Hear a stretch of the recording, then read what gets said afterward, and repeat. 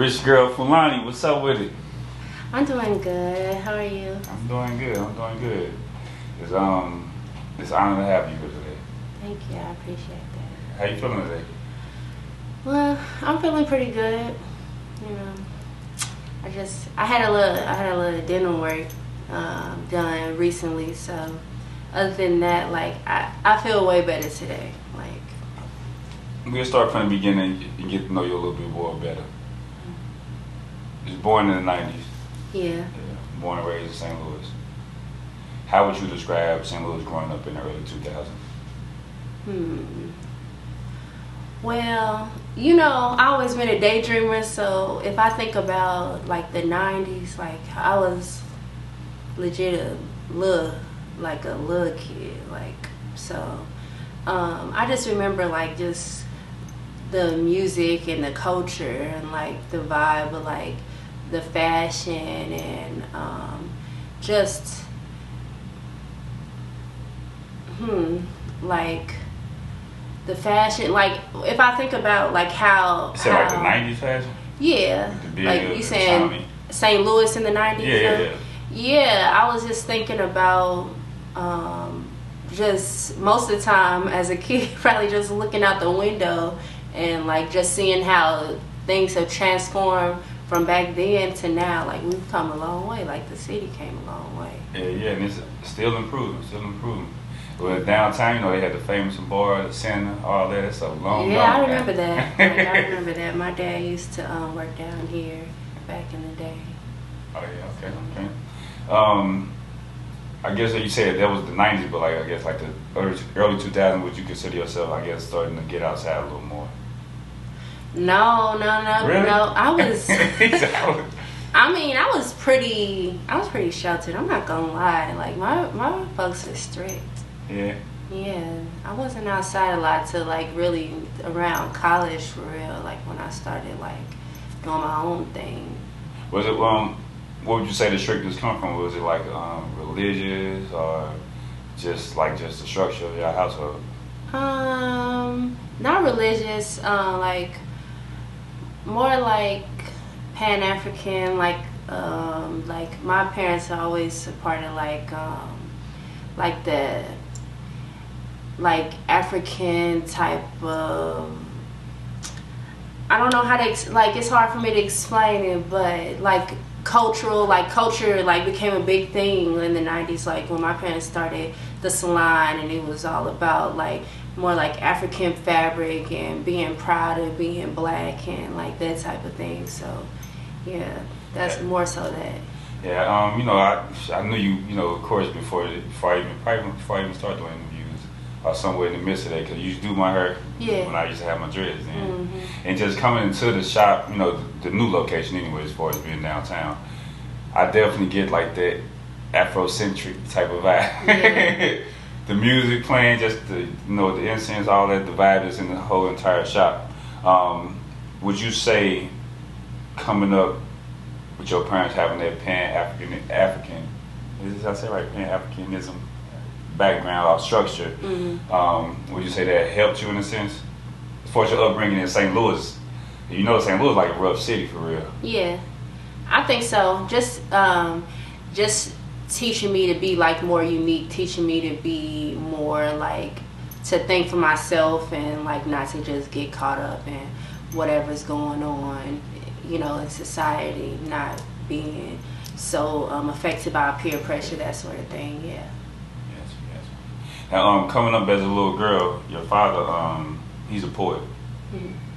And he used to take like you and your older brother, out on the shows with him. You know, I guess he used to have y'all travel with him in a sense. He kind of, I guess, do you think he was intentionally teaching y'all the business, or you know, it's just seeing the behind the scenes of that type of, I guess, environment? I think yes and no. Like he was doing what was natural to him, but like he was an entrepreneur in a lot of different ways. He made a lot of jewelry. He made jewelry, and he took us to, like, he was recording his own music, and he was involved in like teaching different people speaking, like he used to do like these speech classes and stuff. And so yeah, my dad used to just do so much stuff. Like sometimes like I forget some of the things he used to do. Was he jury teacher at your school or something like that? Yeah, he did like jury classes. Yeah, like I forgot about that, but like yeah, my dad he did a lot of stuff. He was a disciplinarian at like I think Dunbar. Yeah. Like he was the coach sometimes if we were playing sports. Like yeah, my dad was doing a lot. Yeah. With him taking you on those shows, and you being with him, is that what inspired you to become a musician yourself? Yes. Going with him, watching him do his whole album on poetry, like that's what gave me the idea. Like, I want to do an album too. That's cool. Like, I want to like put my own spin on music and do things like that. But also, it would just be working with other people, working with my brother who played the guitar, and just like playing around the house, doing family reunions and stuff like that, and talent shows. Did you experiment with like playing any instruments, anything like that? So actually I used to know how to play the guitar a little bit, and I dabbled with playing the piano, but nothing really stuck as much as like just singing. So yeah, and then I'll have to cut my nails, and so that kind of just made it like, okay, like I do want to learn how to play the piano, but I don't know, I was just such a girly girl, like I would just go through moments where I'm like, maybe not. Yeah. Did you start off as wanted to be a poet first, or just went straight into like, as far as like your writing style? Were you making poetry initially? Just after seeing your father lead by example. So I do think that poetry helped me a lot, and it added to how I approach doing music. But yeah, I guess in a sense, I never thought about that. But yeah, in a sense, like my dad used to actually write me poems and make me recite them at like different like open mics and stuff. So I used to do that like a little bit when I was younger. I don't know if you heard of like Legacy. Like yeah, he used to make me get on stage and like recite Legacy, poems. That's on Union, right? Yeah.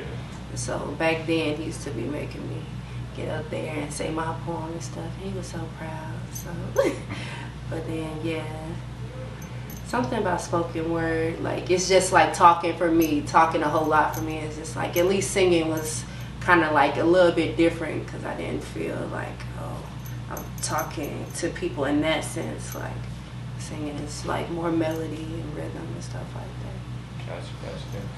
When would you say that you began to, I guess, take music seriously? I mean, I feel like maybe around like 16, 17, I started taking it more seriously. I'm sorry. Like maybe, yeah, like 16, 17, I started being like, okay, like this is really what I want to do. I always knew that I wanted to do it, but it just became more important to me the older that I got, especially like even getting out of high school. It's like, yeah, it seemed like when I was in high school, like I felt like I always got overlooked for those like great solos. It was always giving me like, I don't know, like a Bob Marley song, like, yeah, put your little funk on this right here, and I'd be like, oh my god, like like that's not exactly like I wanted those other roles playing Beyonce or like in when they did Dreamgirls at my school, and like I don't know, I always felt like I was being overlooked for those roles at school. So I felt like doing my own thing after school gives me that opportunity to like showcase like really what I want to do, Gotcha. And around when you were 16 is when you began to work with T-Rex? Yeah, about 17. 16, 17 is a little bit, but 16, young, like late 16, early 17. And he was like, he's like an up and coming, well, he is not up and coming, but he's like almost like outside of the scene, like a super producer in a sense. Yeah. How was it working with him in the early stages? So we were just going off of each other's vibe, and we were just kind of creating a new vibe. And I feel like, we both had something that we could bring to each other's crafts. You know, him working with me as a female artist, because you know it's just now becoming a thing to me where female artists are really getting the shine that they didn't used to get. You know, so yeah, we were just experimenting a lot, and yeah, we came up with a lot of creative ideas. What you just saying that like now, like female artists are starting, I guess, having the freedom to express themselves, in a sense, as far as with the music. Even though I feel like it's always kind of been like that, but I would say nowadays that a lot of them, not all of them, express like more so like their sexuality in their music, in a sense. Ours, like then you got like the Megan Thee Stallion type. Yeah. They kind of like it's men bashing music. I just say that. It's probably not the correct term to use. Don't judge me, but I'm gonna sum it up in that way. You think it's male bashing? Some of it, not overall. I would just categorize it that way, but I just say they being very expressive compared to back then where women wasn't as vocal. Even now with them having, what I'm asking you is like, you know, when women make their music, for me to even just say it's male bashing, like, do you think that people like take like a Cardi B or Meg Thee Stallion in those type of sense and kind of label them as a bad example of a black woman versus them just accepting them as far as expressing experiences that they had in life?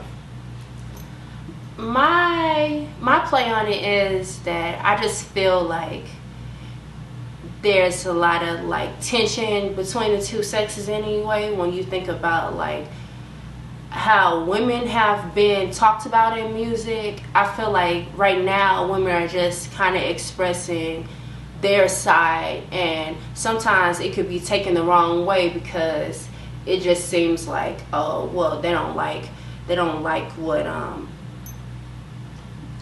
it's like it's like, oh, we feel this way towards men. And I don't really think it's that. I think it's just that women feel like they need to speak up for women in a different way, and like it's helping women to kind of like have a voice. And like, you know, music to me is not always just like what was said right here. It's about like how like what do you mean by it, or basically I think that there's just like different types of women where it's like being unapologetic and learning how to say what you feel. Mm-hmm.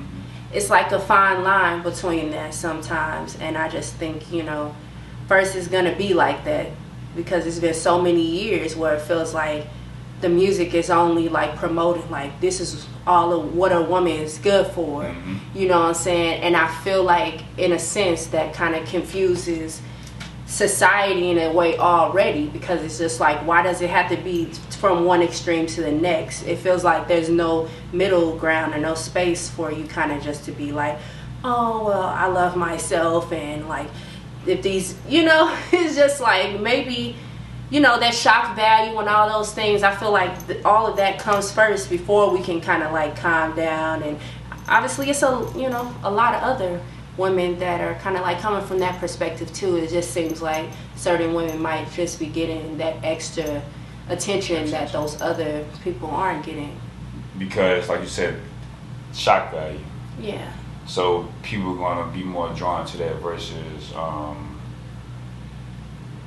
somebody who doesn't make that kind of music. Like for instance, like your style of music, how would you describe it?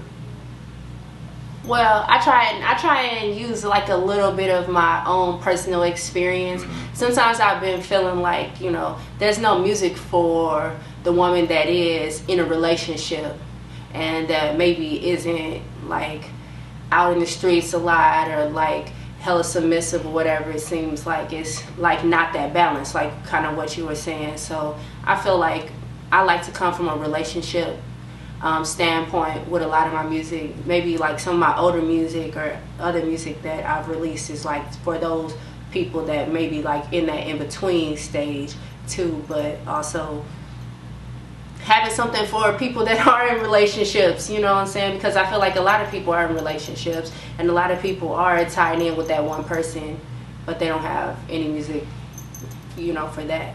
But like you said, you've been putting in work for a while, and like music, like you said, relationship style music get overshadowed. Yeah. By that, you know, music. Even though like Cardi B, I'm sure she have songs, you know, Be Careful, you know, some she expresses her, you know, relationship side. Yeah. But not compared to like a WAP that's gonna, you know, fly off the chart. Yeah. Like your first video, Ego Tripping. That's kind of from that standpoint. Yeah. Men love that song. But it's then you got like the party vibe, like the ride. Yeah. Yeah, the hey yeah. So but just in general in this city, like I said, you've been going hard for a while, but people not only just in the city but in the world period like overshadow. It's harder for artists like yourself to come up with if you ain't got like that shock value or those gimmicks in a sense to bring that attention outside of just having pure talent. Yeah.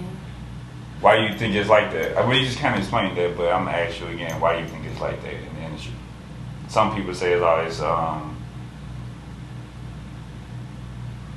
want to say like the Illuminati, but like it's propaganda. Like it's a reason why, like, you know, to keep people vibrating low. Yeah. I'll say to keep people,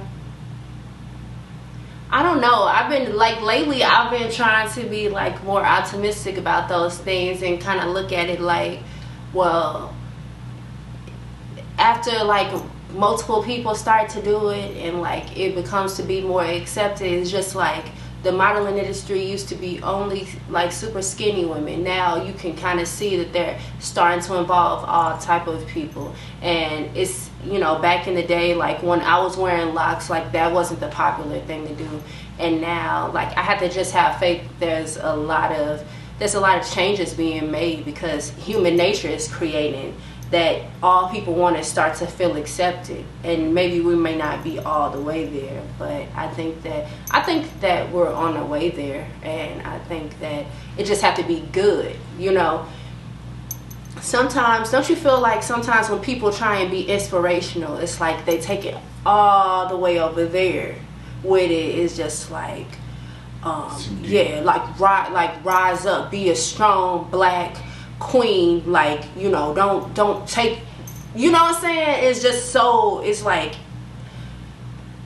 black power, like, and it's nothing wrong with that, but it's just like if you can kind of like accentuate those things without making people feel forced, because I think people naturally want to be rebels, and that's the reason why the other music just works different. But I don't know if I would say that I'm like, you know, so much in that other direction like that. It's just like I'm doing what's natural to me. Gotcha. You know, I have my principles, I have my things that I stand on, and I just go off of that, you know. Yeah. Do I think it's hard? I think that's what you asked me. Do I think that it's harder, or how do I deal with it being harder? Yeah.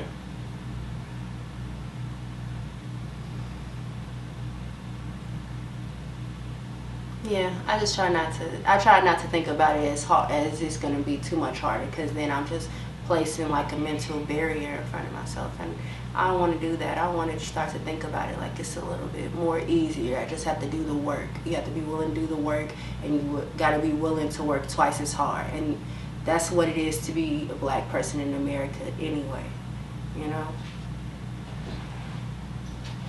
Yeah. So roughly, I guess, after you've been working like a few years in the game, well, would you say that 2012 like your first like really, as you working with, you know, T-Rex for a while, but you say 2012 was like your first like really putting yourself out there publicly in a sense with your music? Yeah. And then like a short time after that, it landed you opening up for everybody? Yeah, like a lot of this stuff was like kind of in the midst of each other. Like I kind of been doing things on and off. Gotcha. But the only time that I really took a little bit of hiatus is when I ended up having my son. I took a break there because, you know, for like a year and a half, 2 years, I never stopped making music, but I just hadn't put anything out. And I guess it kind of in the past would come from those stigmas of feeling like, you know, everybody in my ear telling me, you need to do this, you need to do that, you need to be more sexy, you need to be more this, you need to be more of whatever I hadn't been in the past. And, you know, now I'm just, you know, presenting myself how I feel comfortable, putting it all the way out there and make sure that I give the opportunity. I do a lot of research on people like Drake, people like just different people that might have had a harder time because they were trying to get across a new genre, a different sound. And like most of the time it's just like people just don't believe it until they see it. So it's just something about it. Yeah, like even like we said with Drake, when he gets like the singing rap, yeah. But at the same time it worked for him in the long run. You know, at first in the beginning people probably want to gravitate towards it. Now he's the biggest artist in the game. Yeah, people don't want to always receive what's something that's new. They want to go what hasn't worked in the past. And, you know, I can't blame people for wanting to play it safe. But, you know, we can't grow with playing it safe. I'm going to go back to what I was going to say about, because it kind of tied into what I was just saying about the music with Erykah Badu. Yeah. Did you see the picture that she posted with her daughter? Is her name Puma? When? It was like a while ago, probably like last month or so. They was kind of like, I guess, posing where it was showing they behind. And people online was kind of, it wasn't like bad behind, but it was just, you know, they both was, you know. No, I didn't see that. Yeah. Well, it was like people was making a big deal about it because, you know, people hold Erykah Badu in such high regard. And they feel like for her to do something like that, she's setting a bad example for her daughter. Which her daughter is probably, what, I think 18 now, I believe. But with just her, that goes back to how I was saying about the music. Women can't really just express like that sexuality without it being deemed as wrong. When you say, like you said, men been doing it for years and it's acceptable. Yeah. In the music. But I was trying to ask you about like what is your thoughts on just people, I guess, throwing backlash at her when both of her parents accepted the picture. Okay, so she like 18? Yeah, she's 18. I would say like she's an adult. You know, we live in a different time now. Like back in the day, people were a lot more opinionated than they are now. And I would say that I just think like people are humans and we shouldn't hold people to a standard like they can't be a certain way. I feel like being a fan of Erykah Badu's, listening to her music, if you listen to the different stuff, she had a different sound, she had like different instrumentation, but I mean maybe she was just, I don't know, trying to show what her mama gave her or something. But I mean, again, we just live in such a different time now, you know.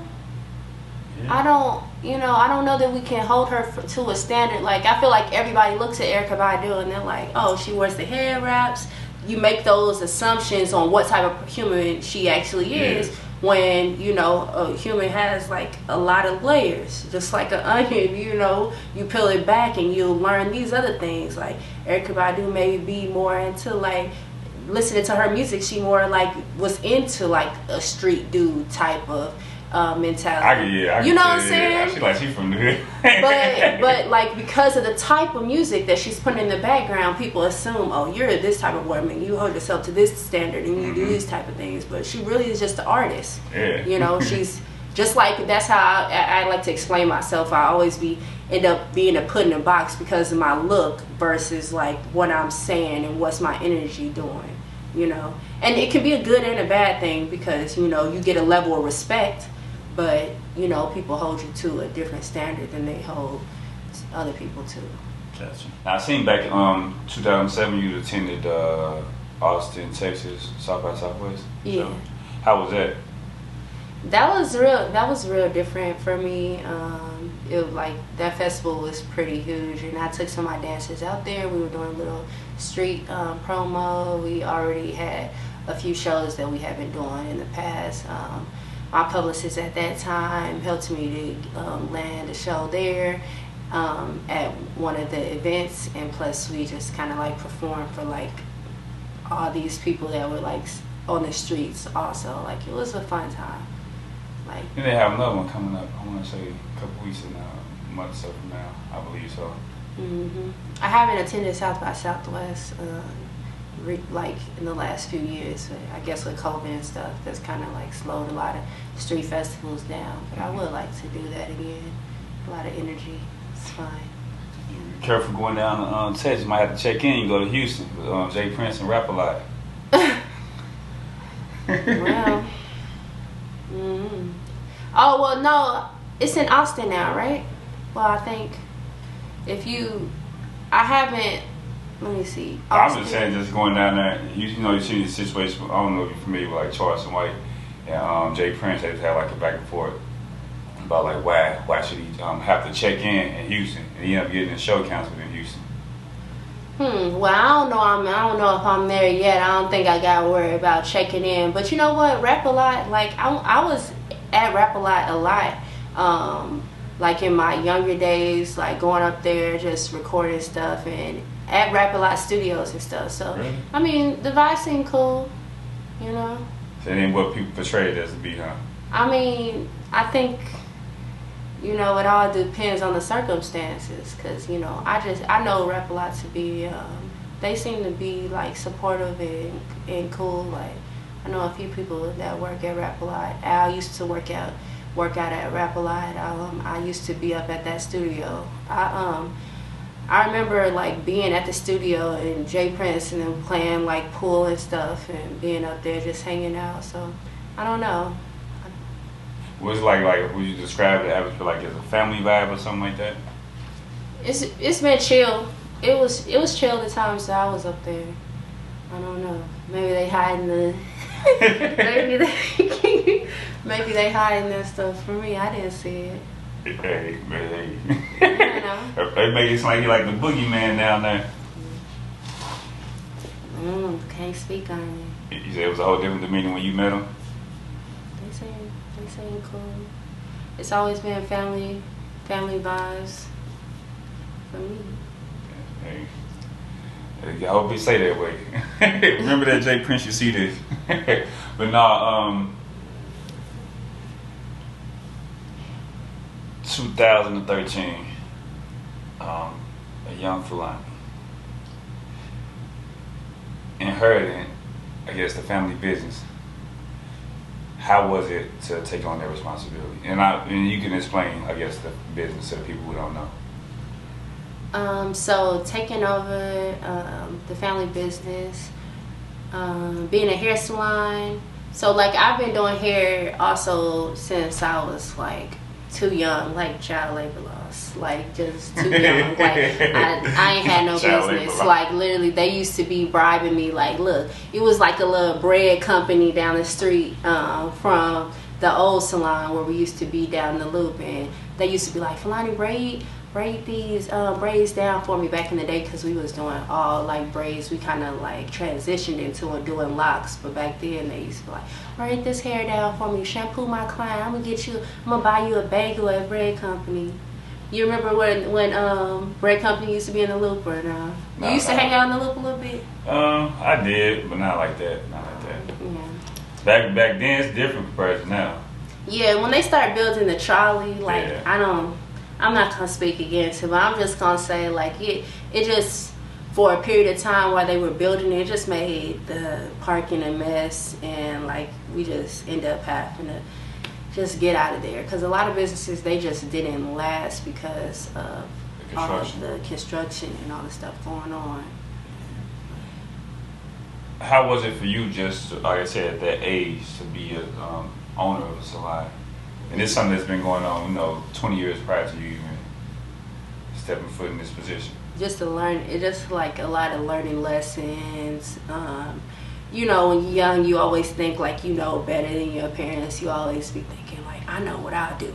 I do this and I do that, and you always be thinking like, oh, it's just gonna go super smooth. So learn how to deal with the new generation of people now, like how they express themselves is different. People wanting to be entrepreneurs, wanting to be treated differently, and I feel like because I am part of that younger generation, I have an understanding for it. But just learn how to, you know, work with people and like exist in this new climate. You know, that has its ups and downs, but I just try and just, you know, humanize the situation and just always just remember, like, you know, how would I want to be treated, learning how to respect people, and just how to run a lot of research, you know, a whole lot of research, learning how to transition into these new times. Social media is the main thing that I feel like changes the climate for a business these days. Learn how to stand out. I think that, you know, since we have that backstory and we already have like the clout of being in business for a long time, that's definitely helped a lot. But also rebranding and like keeping some of the old perspective of the business that makes people want to keep on coming and being a part of our family and expanding. Was the old location, was it near what SCA Grill is at in that area? Not that far down, like really like in the main part of the loop. In the loop. And it's been so many businesses around it now that I was trying to think of what might be there now that people might know. You saying the longest standing place, Meshuggah. It was so many things. It used to be side records across the street. Gotcha. Then it was a Chipotle, and I don't know what it is now. It was a Noodles and Company. Okay. I'm not sure what's there now. Yeah, you saying like it's further up, like where the W at? In a sense, Noodles and Company. Yeah. Where's the W at? Next to the Chuck Berry statue. Okay, that's a little bit further. So like right in the beginning. Gotcha. Like right in the beginning of the loop, like closer to where the Shell station was, but like a block down. Gotcha. Yeah. Where the Church's Chicken was at. Yeah, right there. Dang. Now that Church's Chicken, that's been gone for a long time. So yeah, that show you like they have made a lot of changes now. I bet it's a CVS where the Shell station was, and it's like all different stuff down there now. Gotcha. Now you said the trolley was, I guess, something that impacted the business, and that was like I said, you was kind of like stepping into it at that time. Mm-hmm. But 2020, COVID hit. How did that impact? I think that COVID helps my business a lot, honestly. While it was happening, it was kind of scary, but over time, like, I think like people were just in such a rush to like just get out and do something to feel better and to look better, and it made people like, you know what, let me go down here and start my locks, let me get my look together. And I feel like COVID actually, you know, gave my business a boost, like right towards like when it was kind of ending. I would say you was the first person that did my hair. Like I used to just had to do did like sponge for like a whole year. You was the first person to twist my hair. Like twist it and get it to dread is first person. You know, in recent times, I know right now you pushing your Anybody single. How's the feedback from that single? People always like reach out and tell me like how much they really like that song.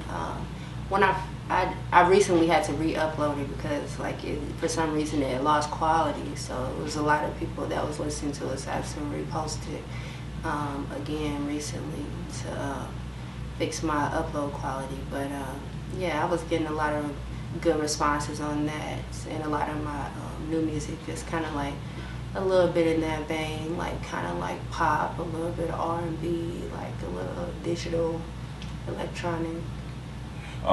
Explain the concept of this record. Anybody? So Anybody is like just basically, it's kind of like a little bit like you treating me like I'm just any person. I know that I have what I bring to the table. I know my worth, and I feel like it's just that song, like when you feel like, hey, like when you check in the situation, like, hey, don't just deal with me any kind of way. I know that, you know, this is how society might be telling you, like, it's okay to just treat me in any way you feel like, but hold me to the standard that I hold myself to. Treat me like how I want to be treated. Talk to me nice, like, you know. Look, see, I got you got the feeling, you got the pouring out. Yeah, you know, I might have been feeling some, going through a little something, you know. Those be the records though that, you know, they relatable. I say that they definitely relatable from a male perspective. I definitely say I can relate to it. You know, yeah. For sure. I'm sure a lot of people in the world can relate to it.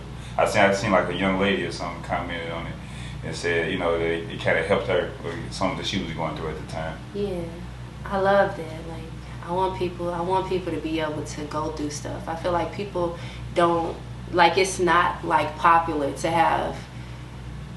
to be disappointed anymore. Like, nobody wants to like put themselves out there anymore. It's just like, oh no, I don't have feelings. Like, this is 2022. Like, I don't have feelings. Like, maybe I might be the only rapper, artist, or singer that's like gonna actually put themselves out there. Like, yeah, I'll be feeling like this sometimes. Like, we need that outlet to say how we feel, and then we can get over it. You know. Do you think this generation care about love? I think so. I mean, I think like it has to do with your upbringing though. Like, do you have faith in it? Do you think that it's a waste of time? Do you think that there's something that you can bring to the table to make it work, or for it not to work, or whatever? If you have accountability, you know. But most of the time, I think like people just put the blame on the other person. When you take accountability for yourself and start to just feel like, okay, this is going to be what I make it, and try to attract energy that's like-minded, then, you know, it's easy to find love, in my opinion. But if you already are closed off to it, it's just like, of course, you know, it's not going to, probably won't work out. You know, you got to have positive energy towards it. For sure. Outside of your latest single, do you got any upcoming projects or anything in the future that you want like to announce? So I have a song called Big Time that's coming out tomorrow. Just like it's just like me and my friends just hanging out, like doing a little cookout or whatever. So it's called Big Time. I'm gonna be doing like a TikTok challenge for people to start to show like their life journey, show like the length they hair and stuff. So it's gonna be to that song and go like, oh, you too far with the long ass dress, boy, you too far. Hold up, you know. And like, you're gonna show your hair, and you know, you're gonna be like, it's time for us to do that. You know what I'm saying? Because locks are becoming like real big now, but you know, it took a long time for us to get here. So it's about that. It's about us having fun, and you know. Yeah. Wish I didn't cut mine, but hey. Well, you know, it's never too late to grow it out. Yeah. You know, try again. Yeah, it take a long time. But with that being said, you have any last words, like any words of inspiration for any upcoming artists or even entrepreneurs, something that's maybe watching this? Keep following your dreams.